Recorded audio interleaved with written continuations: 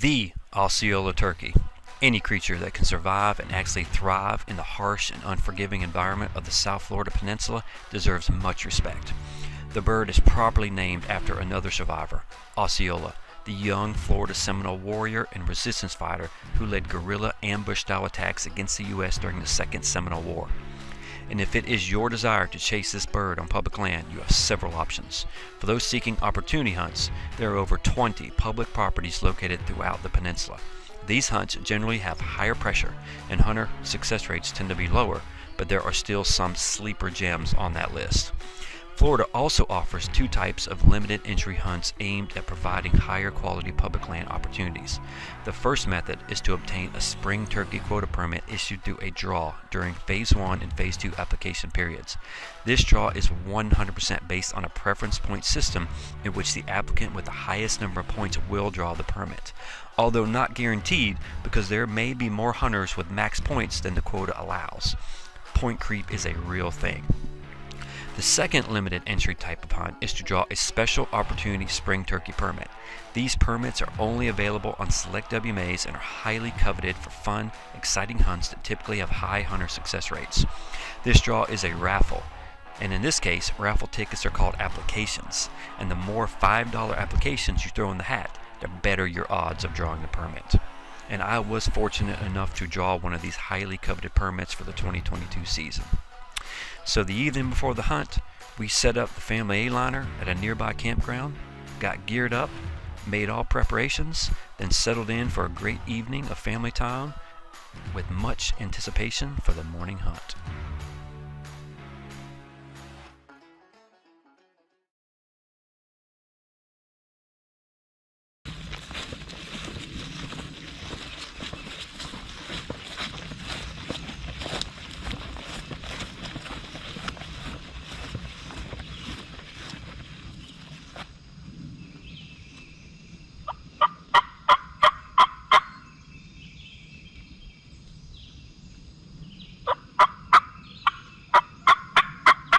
Turns out, our anticipation was met with silence, and after covering a considerable amount of ground, we decided to give this field a good soak. And it wasn't 2 minutes later, these two jakes came steaming in to put on a show.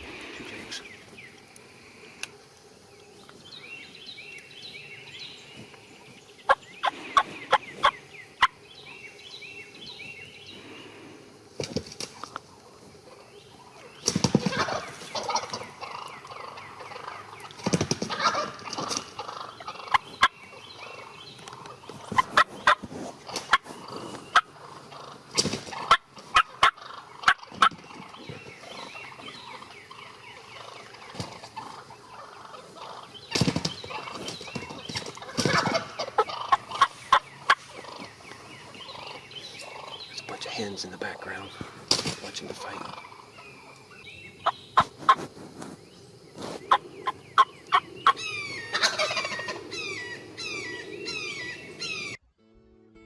But eventually, after exerting their dominance over the DSD posturing Jake decoy, they moved on to other exploits.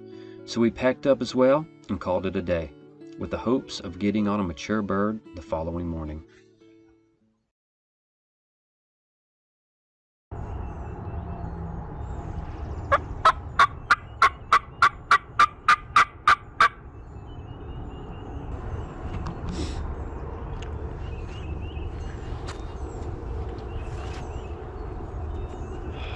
What a beautiful morning. It turned cold, but it's still just absolutely perfect conditions. But so far we just met with silence. Not a single gobble. And you would think they'd be firing off right now.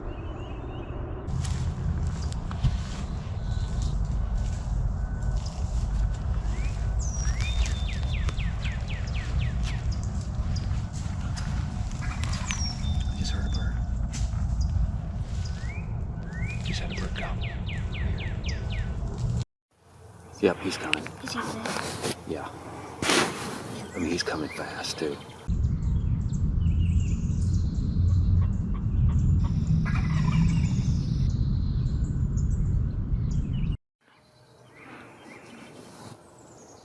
he's coming hard.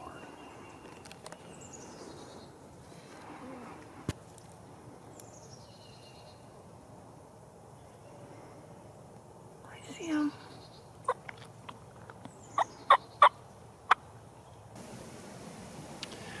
Well, that didn't work out. That bird was steaming in, and he got to where he could see the decoy, and as soon as he did, he just hit the brakes. And I had Tanner scratch the leaves like a hen just to maybe put him at ease, but he didn't want anything to do with that decoy, and he just went dark on us. And I mean, I have a theory on why that happened. There is a very real dominance hierarchy in these turkeys. And turkeys are a great example of hierarchies. And each of these birds out here, they know exactly where they fit into the hierarchy. These things have been establishing this hierarchy for months now, leading into the breeding season. And the same neurochemicals that track our status in our hierarchy tracks the turkey status. And you know, your more dominant birds are going to be high in serotonin, and your more submissive birds are going to be low in serotonin. Every time they lose a fight, they're less likely to want to fight again. So that bird probably has been just beat by more dominant birds for months. And when he saw that Jake, that posturing Jake, he didn't want anything to do with it. And he went from coming in hot to just slipping away.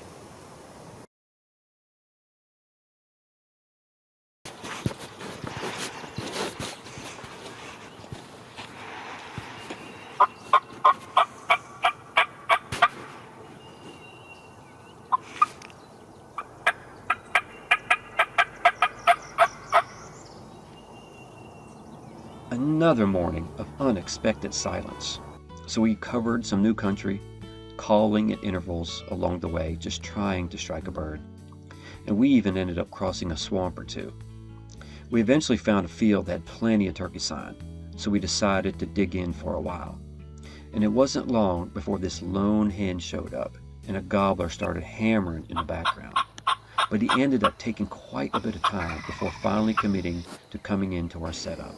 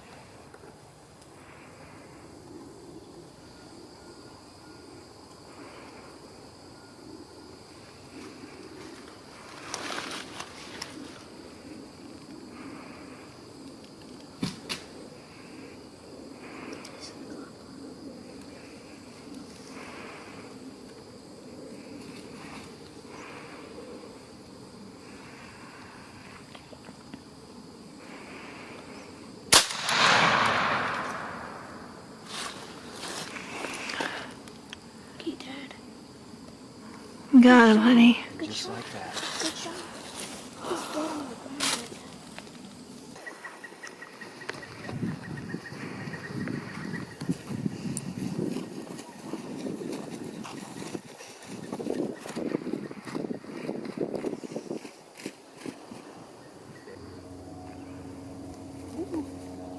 Oh my God. Second Osceola. That is a dandy bird. Look at those hooks. His beard's really good. God, I cannot believe how well that worked out. That was complete patience right there. Complete patience. We had nothing, really nothing going on. And we came to this beautiful field and we just set up. And we heard a bird gobble over here behind us. And this bird gobbled a couple times, and I was like, oh, this bird's coming. He's coming. And then he skirted us. He went, there's a swamp in between us and where he was. And I think he skirted all the way around us. And then the next time we heard him gobbling about 200 yards down this way. And we sat and waited him out for over an hour. And my mom just called. Meemaw called. Yeah. And I'm talking to Meemaw. And then here comes this guy. And all of a sudden I just said, Mom, gotta call you back. Click. Drop phone. Tanner, there's a bird in the field. And he saw that decoy, and he was coming.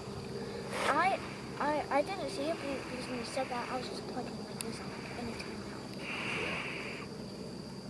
now. Man, patience game. It could be. Really good beard. Probably about a 9-inch beard. Really good adult bird. I mean, some sharp hooks on him. Beautiful Osceola.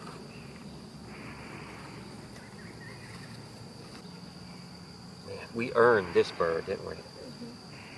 I mean, public land, day 3. And we were on birds every single day, but we just couldn't, nothing was coming together. We finally made it happen with this guy. Hey, Dad, it's the decoy's first Osceola. Right? Yeah, it is. That's right. That's right. The posturing, the DSD posturing Jake. That's his first Osceola kill right there.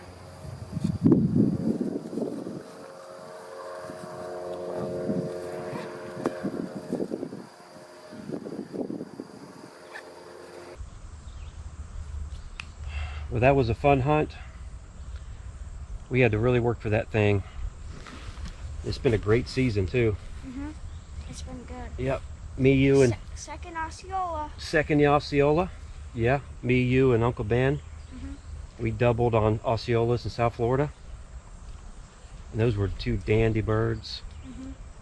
And then we get a Florida season limit on public land with our second bird. Which we really had to earn. So 2 Osceolas down. Next up is the hunt for the Easterns. Yep, we're going to be heading to Rome, Georgia with Uncle Ben and Heidi. And we're going to get after some mountain birds. Hey, Dad. Yeah. You know what would be cool? What? If the Tukey was wearing Roman armor. If he was wearing Roman armor. In Rome. Yeah. Yeah. Yeah, that would be pretty cool. Yeah. Yeah, to see a turkey wearing Roman armor in Rome, yeah. Maybe you should wear Roman armor when you get your turkey. We'll dub him the gladiator turkey. Yes. Yeah. What a privilege it was to hunt a property so beautiful and so intentionally managed for wild turkeys. These special opportunity hunts are special indeed. And as happy as I was to take a bird, I was even sadder to see the hunt end. To me, the hunt is about the chase and experiencing new country. The kill is actually anticlimactic. And I pray my lucky ticket gets drawn again one day. We all know there are no guarantees in life, but that shouldn't mean a thing when it comes to pursuing what's most meaningful and sharing those things with the ones you love most.